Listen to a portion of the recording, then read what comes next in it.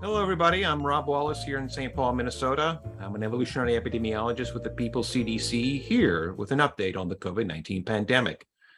This week, we'll cover the state of global COVID, the state of U.S. COVID, and two reports from organizations practicing a science for the people. One is a toolkit on how to protect students, staff, and caretakers from COVID. The other is a dispatch on global North efforts to weaponize conservation biology, driving out small farmers and indigenous peoples who protect the biodiversity that keeps pathogens from going pandemic. We begin with global COVID.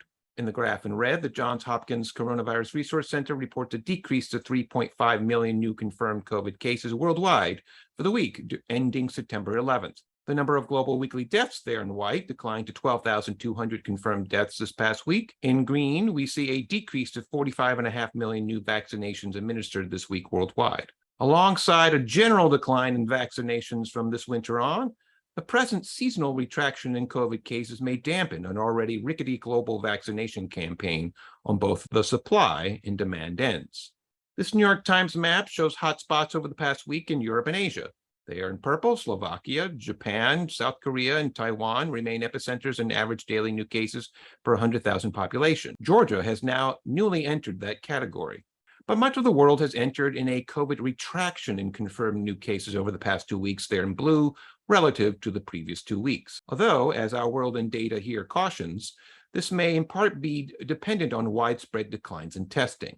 We see, however, the welcome news of a global decline in caseloads. It's spotted with increases here and there, notably Russia, Ukraine, and Turkey, but also Myanmar and several countries in Africa, including Guinea, Mali, Niger, and Sudan, with slighter increases in the region in Nigeria and Togo, and in a southern cluster in Botswana, Zimbabwe, and South Africa. As we noted a couple of weeks ago here in reference to the United States at the county level, an overall retraction does not necessarily represent the end of a pandemic, when the virus survives and redoubts from which it launches new attacks. We see at the global scale here, but such rebounds are likely to happen within countries too, as so many countries have scaled back non-pharmaceutical interventions like sheltering in place and mask mandates down under 50% on the Containment and Health Index measuring the strength of such interventions. Such public health policy suggests that these rebounds are built into the pandemic beyond the pathogen's own population dynamics in its waves of susceptibles and infected. With COVID in Africa and peripheral Asia, the insistence on putting intellectual property rights first before vaccinating the world over in an effort to reduce infection below SARS-2's replacement rate gives the virus its rebound, even if the vaccines aren't entirely sterilizing against subsequent transmission.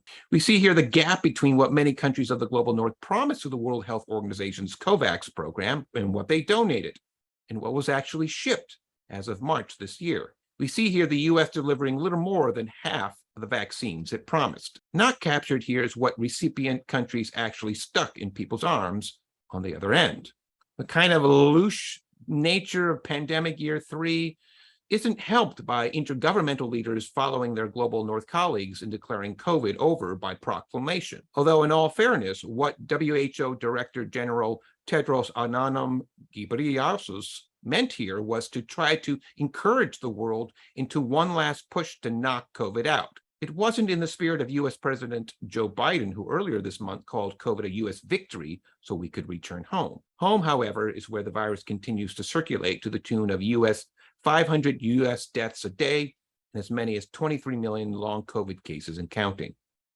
Both approaches appear willfully delusional given the spread of new subvariants in play and the maturity of their molecular experimentation. This radioevolutionary tree of SARS-2 clades we show every COVID this week continues to bloom in Omicron subvariants, including multivalent lineages circulating together in both time and place. BA1, BA2, BA4, BA5, and now 2.75. Omicron has demonstrated an acceleration in molecular adaptations in both spike and non-spike proteins compared to previous variants. One University of Washington team demonstrated that Omicron converged upon 37 amino acid replacements in the spike protein, with which the virus enters the host, like a key to a lock. Most of these replacements, and you can see them in red in the two middle diagrams, are in two domains, the receptor binding domain, or RBD, and the N-terminal domain, or NTD. We see here in the orange in diagram C and D that they structurally change enough that antibodies, including therapeutic antibodies our scientists come up with, can't block the new subvariants. And that's a particular problem on the public health end, as another Washington University team in collaboration with Moderna showed what might seem obvious, that antibodies that work to neutralize a virus are best converged upon if the COVID strain used to arm the vaccine matches the infecting virus. As we have learned this pandemic, we're always at least a year behind in developing our vaccines.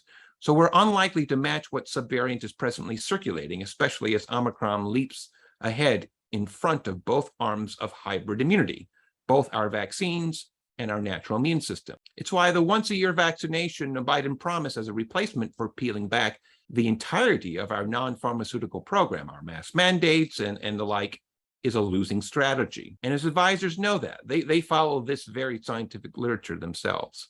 Turning to the US, we see the country remains moving in two different directions.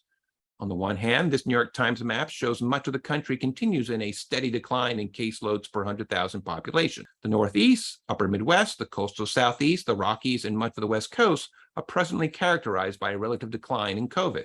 The Plain States still host pinpricks of counties still badly hit by outbreaks, with clusters in Texas, Oklahoma, Kansas, and the Dakotas, but a relative decline overall. On the other hand, in a different direction, Appalachia, from West Virginia, Kentucky, and Southern Ohio, continue to be rocked. Other states have largely exited the worst of that outbreak, including Tennessee and Illinois, although Alabama, Mississippi, and Louisiana continue to host county-by-county outbreaks. There are other ways of tracking COVID. Indeed, the levels of SARS-2 detected in the wastewater that comes through our sewage plants, as reported here August 28th through September 11th, shows some but not total overlap with the previous caseload map. Sewage plants in red represent loads at 80 to 100% more than their previously recorded levels. We see these scattered across the US, including places that the previous map showed were cooling off: Nebraska, Illinois, Michigan, Northern Ohio, and upstate and downstate New York. We do see cooled off blues down the West Coast, Missouri, Texas, and Florida. We see different spatial dynamics in the change in sewage caseloads over the past 15 days. Seeing isopleths of increases of 1,000% or more of SARS-2 detected there in red, wending in and among plants reporting various levels, including large decline of 100% in blues. You've got plants in Oregon where low confirmed caseloads are being reported, showing 2-week spikes of 1,000% or more. To sum up for the US, here's the People's CDC version of our present community transmission by county, mapped by our own Les Schaffer. It's the combo of caseloads and test positivity that the CDC plots, but unlike the CDC, the People's CDC differentiates the high level of danger counties are subjected to beyond 10% COVID positivity into high, very high, and extremely high levels. Down at the bottom, we see the People's CDC also now differentiates exposure by both the percent of counties and by the percent population. We see here that by population, we're down to 82% of the American people are in communities subjected to high to extremely high COVID exposure, especially across Appalachia and moving west into Oklahoma. The decline is welcome news, but it still means the far majority of the American people are in places of at least high exposure, even as the White House declares the pandemic over. As we described on previous episodes of COVID This Week, such mapping is increasingly difficult to navigate as the U.S. government has permitted hospitals and health departments to redesignate COVID cases in a way that has reduced the number of confirmed cases and deaths. Indeed, even when cases were being reported in a comparatively dutiful manner in 2020 and 2021, there was a large gap between reported COVID cases and that which could be attributed to by excess deaths to COVID. We see here a University of Pennsylvania and Boston University collaboration maps out excess deaths for 2020 and 2021 by U.S. county, with the top 20 counties in excess deaths there on the bottom, including in dark blue, that which could be assigned to COVID. Lots of four-corner and southern counties in Arizona, New Mexico, Oklahoma, Texas, Mississippi, Louisiana, North Carolina, but also the Bronx and New York City. These held steady across the 2 years, but we also see new surges in the Rust Belt in 2021 and the West Coast, with declines in the Midwest, the Northeast, and Florida. The problem of a lesser sense of what our actual caseloads are and where they are is combined with a virus that continues to evolve. BA.5 continues to dominate new cases at 87.5%, but BA.4.6 is starting to pick up speed this past week at over 9%. And BA.2.75 and all the other new subvariants we rattled off last week, BJ.1, BH.1, BA.2.10.4, and so on, have yet to arrive here. Maybe this is the end game. However, different in attitude Biden and the WHO presented that possibility. It just seems highly unlikely. We end this week's episode touching on two reports People's CDC personnel have been involved in. The first is an updated version of the Urgency of Equity Toolkit produced for parents, teachers, students, and anyone else interested in protecting themselves at school or work upon what in effect has been a public health abandonment. We'll highlight a couple slides from the toolkit, launched earlier this year to counter the Urgency of Normal campaign that aimed to push for sending students back into school mid-pandemic under the rationale that COVID served as no danger to kids and keeping them home did.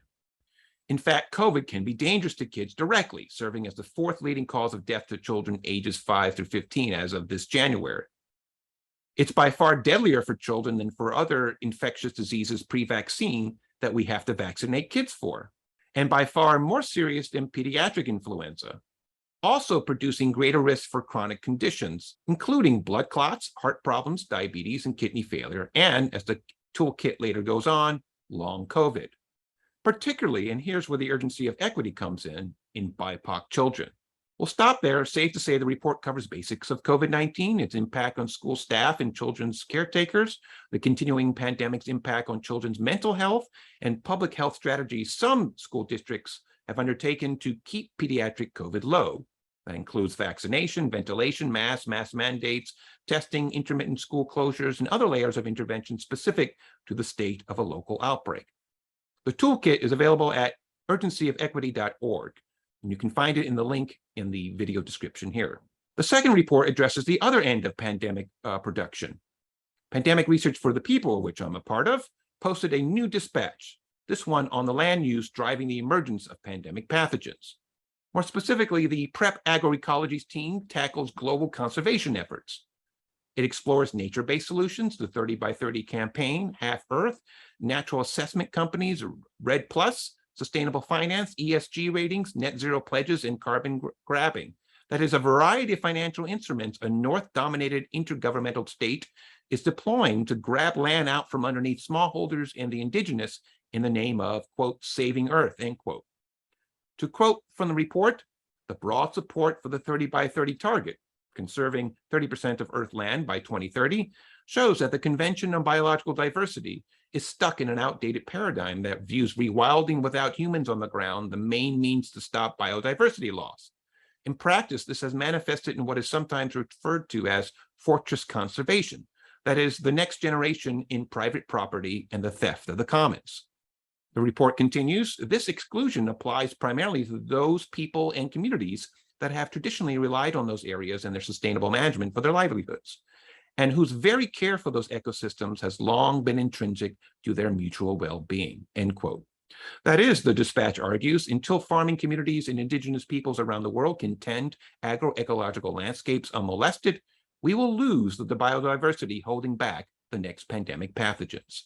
You can find the dispatch at prepthepeople.net or at the link in our episode description. And that's COVID This Week from the People CDC. You can learn more about the People CDC and read this week's COVID weather report at our revamped website, peoplecdc.org.